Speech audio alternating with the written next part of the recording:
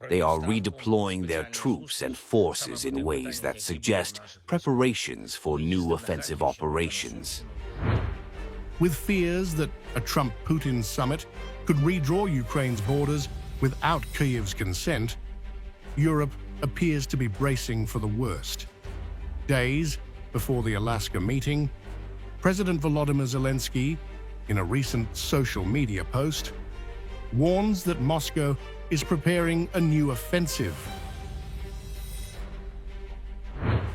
Zelensky's warning is not in isolation. An exclusive Financial Times analysis of over 1,000 radar satellite passes from the EU's Sentinel-1 system shows European arms factories are expanding at triple the peacetime rate. More than 7 million square meters of new construction since Russia's 2022 invasion. Over a third of 150 monitored sites are growing, from Rheinmetall's vast ammunition complex in Hungary to MBDA's missile plant in Germany to BAE Systems' shell facility in Wales, UK, set to boost output 16-fold. Much of this is fueled by the EU's 500mm Act in Support of Ammunition Production program, targeting ammunition and missile bottlenecks.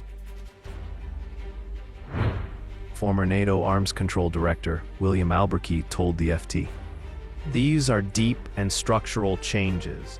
Once you're mass-producing shells, the metals and explosives start flowing, which drops the cost and complexity of missile production."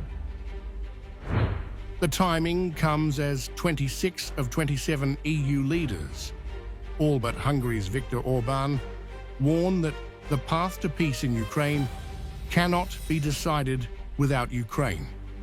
A clear signal to Donald Trump, who says land swapping will be discussed with Putin.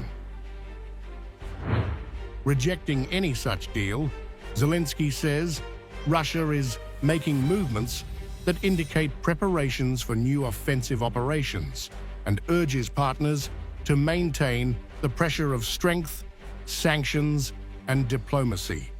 Peace through strength. The message from Europe's rapidly expanding arms industry is unmistakable. If diplomacy fails, the continent intends to have the factories, firepower, and supply chains ready to sustain Ukraine and itself in a prolonged confrontation with Moscow.